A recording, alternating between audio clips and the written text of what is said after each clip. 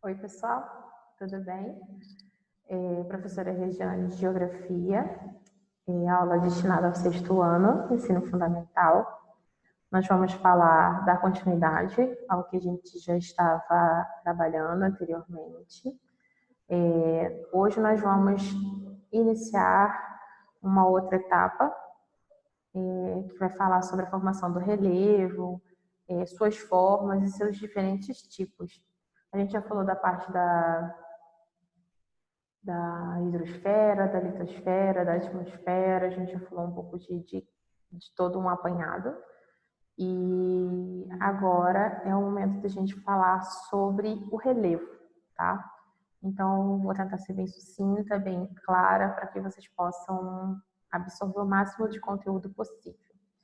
Então, vamos lá. Definições, né? Isso é muito importante para que vocês consigam assimilar as informações.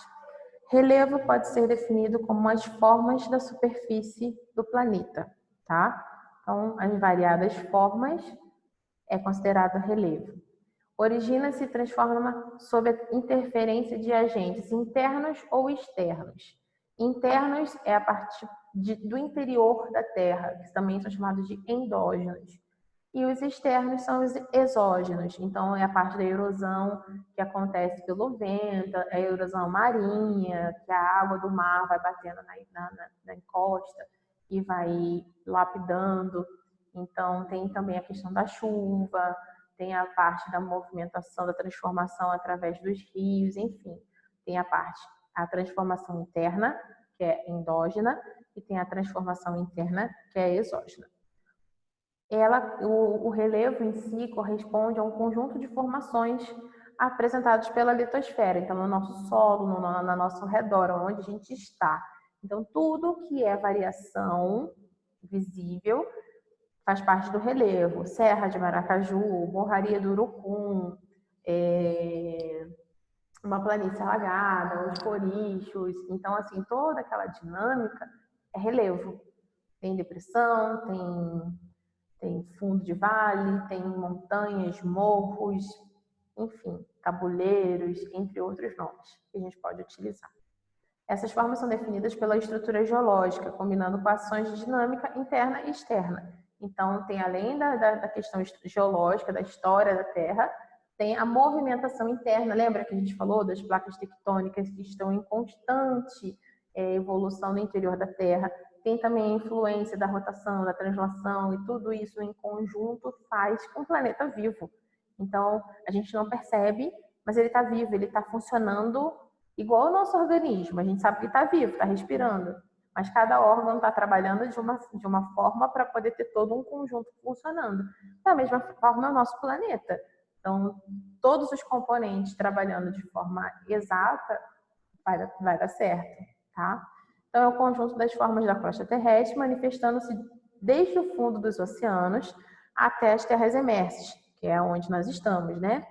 É a parte continental que fala. O que resulta da ação das forças endógenas, internas e exógenas externas, que a gente já falou um pouquinho, tá? Então, aqui a gente tem um exemplo do que seria um relevo. Nessa primeira seta aqui, a gente tem os agentes externos, exógenos ou modeladores do relevo, morfoestrutura, ou seja, ele vai transformar essa parte de fora do relevo. Ou seja, vamos supor, choveu, carrilhou, trouxe a água da chuva, trouxe todo o sedimento daqui de cima para baixo e teve uma modificação nesse relevo, tá? Ou teve algum tipo de vento, porque o vento ele carrega micropartículas. Então acontece muito de ter lapidação de encostas. Para quem já foi ali para o lado de Piracutanga, Serra de Maracaju, aqueles desenhos aqueles paredões rochosos possuem, são modificados através do vento, além de outros fatores também biológicos, químicos, né? Então, são agentes exógenos, o vento, a chuva, tudo aquilo entrando em contato com aquele paredão rochoso, ele vai criar uma característica para esse relevo. Então, pode ser uma fenda, pode ser um desenho, pode ser N coisas, tá? Quando a gente fala de agentes internos, aqui, olha a setinha, vem do fundo, do fundo, do fundo, do fundo do nosso planeta, tá? Que transforma a parte de dentro da Terra. Então, a gente tem os agentes internos, endógenos ou formadores do relevo, morfoestruturas. Então, ele já movimenta a parte interior, as placas tectônicas, quando acontece os afastamentos, como tem o exemplo da falha de San Andrés, quando tem a questão do choque das placas, quando acontecem os terremotos, quando acontece a vibração intensa do magma dentro da Terra, que acontecem as erupções vulcânicas e por aí vai, tá bom? Vamos lá? Vamos falar sobre os agentes endógenos do relevo. São responsáveis pela formação do relevo, pela criação ou até mesmo a gênese. Tem o tectonismo, os abalos sísmicos e o vulcanismo, tá? Então, voltando aqui. Então, a gente tem como agentes endógenos que estão dentro do nosso planeta, na parte interna, o tectonismo, placas tectônicas, ou se roçando, ou se chocando, ou indo em direções diferentes. Essa movimentação vai gerar alguma consequência, tá? Tem os abalos sísmicos, que na realidade são esses pequenos choques das placas, e o vulcanismo, que eu acabei de citar também para vocês. Falei dos três agora para vocês. Então, aqui a gente tem o nosso globo terrestre, a formação original, que os cientistas chegaram à conclusão de que todos os continentes estavam há milhares de anos atrás nessa formação, que conforme a movimentação das placas tectônicas, a gente estudou a deriva continental de Alfred Wegener, que ele chegou à conclusão de que as placas teriam se movimentado e esses continentes teriam se afastado. Então, essa é a primeira formação e ela foi mudando até chegar à configuração que tem hoje, tá? Então, aqui a gente tem mais um exemplo das placas tectônicas. Então, quando a gente tem cada uma indo para um lado diferente, são os limites divergentes. Nesses casos aqui, elas se afastam. É quando acontece as falhas, as dobras. Eu sempre dou o exemplo da falha de San Andrés, que é a mais comum e tem até o filme que, se vocês tiverem alguma dúvida, vocês conseguem assimilar o que acontece. Então, aqui a gente tem a estenosfera, que a gente já falou também sobre isso, que é representada pelo magma, né? E tem a parte da litosfera, que aqui é da placa. Aí a gente tem os limites convergentes, quando as placas elas vão no mesmo sentido, ou seja, elas se convergem, e o que acontece? Tremores ou a formação de um novo relevo.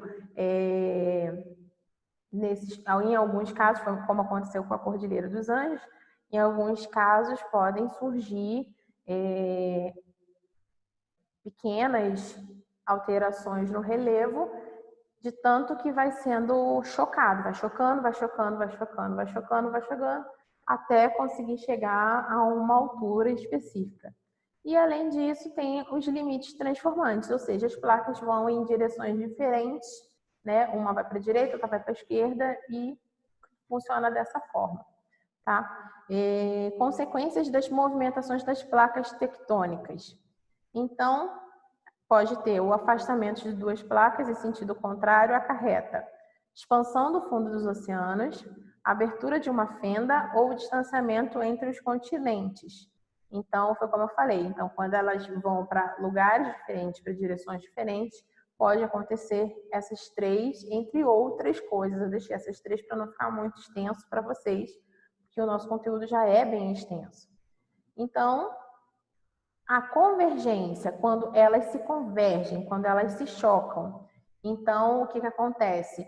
Ela destrói uma parte da crosta terrestre, formam fossas oceânicas e cadeias montanhosas, lembra, de tanto chocar, então elas vão soerguendo, elas vão saindo, vão formando. Então, o que estava assim foi chocando e foi. Isso não vai ser de ontem para hoje, de 2 em 2 meses, não. Isso leva milhões e milhões de anos. Então, porque os abalos, a gente já viu também que essa movimentação das placas tectônicas, elas não são rápidas, elas são lentas. Então, por isso que leva milhares de anos para acontecer. Então, quando acontece essa convergência, a gente tem a destruição da parte da crosta terrestre, a gente tem a formação da fossa oceânica e de cadeias montanhosas e intensa atividade sísmica e vulcânica, tá? Então, aqui a gente vai falar sobre os dobramentos. Os dobramentos resultam da pressão horizontal na litosfera, onde as rochas não suportam e não oferecem grande resistência a essas forças internas. Então, elas sentem a pressão e elas vão se modelando, tá? Elas vão se dobrando. Os dobramentos ocorrem em diferentes eras geológicas, viu, gente? Eu acabei de falar isso. Isso não acontece de 2 em 2 meses, 3 em 3 meses. São eras geológicas. Então, são formações que ocorrem em terrenos normalmente jovens. Falhamentos é diferente de dobramento. O falhamento é quando existe realmente a falha, a quebra. Ocorre em terrenos de pouca plasticidade, composto por camadas rochosas. Então, como ele é mais duro, mais fechado, ele é mais resistente, então ele, quando acontece os impactos, ele quebra, ou ao invés de dobrar, ele não se modela, ele não vai se adaptando, ele simplesmente rompe. Então, ocorre em terrenos de pouca plasticidade, compostos por camadas rochosas, resistentes ou rígidas. E são resistentes às forças internas, que se quebram ao invés de dobrar. Então, aí a gente vai falar sobre os abalos sísmicos. Então, a gente tem o epicentro e o hipocentro e tem a falha. Abalo sísmico ou terremoto é um tremor da superfície terrestre produzido por forças naturais situadas no interior da crosta terrestre e a profundidade variadas, né? Isso aí a gente não tem como dizer, só acontece na profundidade tal. Não, isso aí são variados. Ocorre pela liberação de ondas sísmicas que vão se manifestar em uma parte do relevo. Então, o hipocentro é o local de onde surge o abalo. O epicentro é o local onde ele se manifesta. A magnitude do abalo é determinada pela escala Richter. As principais consequências são vibração do solo, abertura de falhas, deslizamentos de terra, tsunamis, mudança na rotação da terra. Professora, tsunami? Sim, quando esse hipocentro aqui acontece no interior do oceano. Então, eles geram ondas gigantescas que acabam atingindo o continente, atingindo o continente mais próximo. Isso acontece muito no Japão, né? Que está na parte bem da borda da placa e ele fica suscetível a todos os tipos, tanto de terremoto, de tsunami, enfim. Então, gente, agora a gente vai falar do vulcanismo. São fenômenos geográficos relacionados com as atividades vulcânicas, através dos quais o magma, a gente já falou bastante sobre isso, que é do interior da Terra, chega até a superfície. Então, o magma é quando ele está no interior da Terra. Quando ele chega na superfície, ele vira lava vulcânica. Surge pelo rompimento da crosta terrestre, que são classificados em ativos, inativos e extintos. Os inativos, eles podem entrar em erupção a qualquer momento, né? E os extintos são aqueles que já foram constatados que não têm possibilidade de ter algum tipo de movimentação. Então, os agentes exógenos do relevo, a gente tem o intemperismo, a erosão e a sedimentação. São modeladores do relevo responsáveis pelas formas e feições. Os principais agentes exógenos ou externos são o intemperismo, a erosão e a sedimentação. Esses agentes exógenos são compostos pelos rios, pelas chuvas, pelo mar, pelo vento e, assim, tem as ações, né? Tem pelas geleiras também. Então, aqui a gente tem alguns exemplos. Depois vocês podem ler com mais calma para a aula não ficar muito extensa. Então, aqui a gente tem algumas imagens de lugares que foram modelados através desses agentes externos. Aqui a gente tem um paredão rochoso que foi modelado através das ondas do mar. Aqui também tem os modeladores externos que foram modificados através da força do vento. Tá vendo essa aqui, ó? Então, é a pedra furada. Ela chegou a essa configuração através do vento, que carregou bastante sedimento e foi lapidando aos poucos. Aí a gente tem as geleiras, tá? Que também formam esse tipo de transformação. Atuam sobre o relevo através da erosão glacial. O gelo também causa essa erosão. Ocorre pela movimentação de grandes blocos de gelo em função da gravidade e provocam um desgaste profundo nas rochas, com formações de vales em formas de U ou V, chamados de fiordes. Normalmente nos países nórdicos que a gente tem bastante esse tipo de imagem aqui, tá bom? Os sedimentos transportados pelos gelos que se depositam na base das montanhas são chamados de moranas ou morenas. Então aqui a gente tem algumas imagens de praia, de Restinga, de Recife, de Tombolo, que são proporcionados através desses agentes exógenos, tá? Então, na acumulação marinha, a gente consegue essa formação aqui. Então, aqui a água fica represada, né? Então, aqui é quando tem essa faixa de terra que une as águas.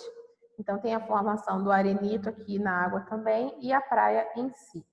Aqui tem a definição de Restinga e de Tombolo, que vocês podem depois ler com calma.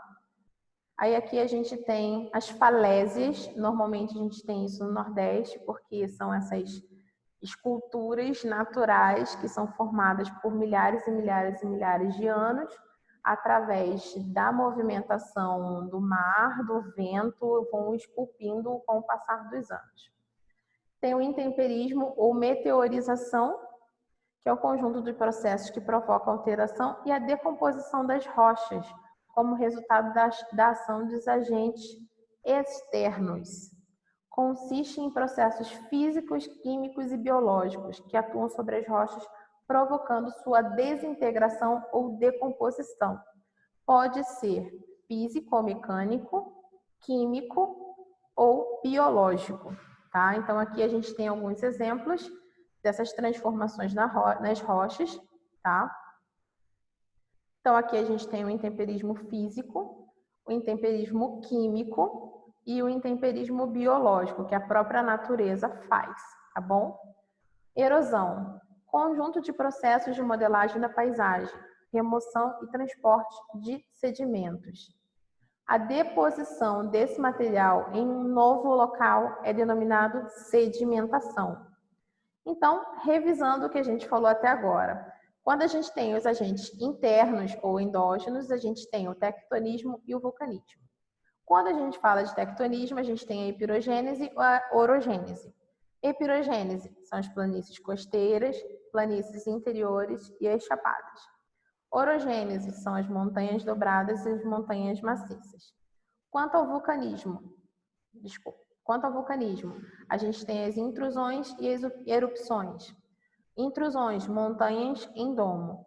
Erupções, cones vulcânicos e derrames basálticos, é quando ele entra realmente em erupção. Quanto aos agentes externos ou exógenos, a gente tem os rios, os gelos, os ventos e os mares. A erosão, pelos rios, vales, terraços, morros e testemunhas. Tem o Morro do Testemunho também aqui no estado. Os gelos, vales em cirros, que são os fiordes. Ventos, rochas e montanhas. Então o vento acaba esculpindo, fica lisinho, fica cheio de desenho, porque o vento vai transformando. E mares tem a falésia. A acumulação, planícies aluviais e deltas, morenas e lagos, dunas e lóis e restingas e praias, tá bom? Então, aqui a gente tem uma imagem que fala bem sobre o que é planície, o que é planalto, o que é uma depressão absoluta, porque ela está abaixo do nível do mar, essa é a característica principal. Uma montanha, uma depressão relativa, ela é uma depressão, mas ela ainda está acima do nível do mar, tá bom? Então, essas são as formas do relevo continental. E as principais formas são as montanhas, os planaltos as planícies, as depressões. Eu expliquei, né, a questão da planície, depressão absoluta e relativa, que varia de acordo com o nível do mar. Cada uma das formas de relevo pode receber denominações diferentes conforme sua dimensão e particularidade. Então, uma pequena montanha é chamada por morro e um alinhamento de montanhas de serra. Isso varia muito de local para lugar, de local para local. Então, por hoje, pessoal, a gente fica por aqui. A gente conseguiu finalizar essa parte de estrutura da Terra. Foi bem extenso, foi bem complexo, mas espero que vocês tenham compreendido um pouquinho da dinâmica do nosso planeta, tá bom? Até a próxima aula.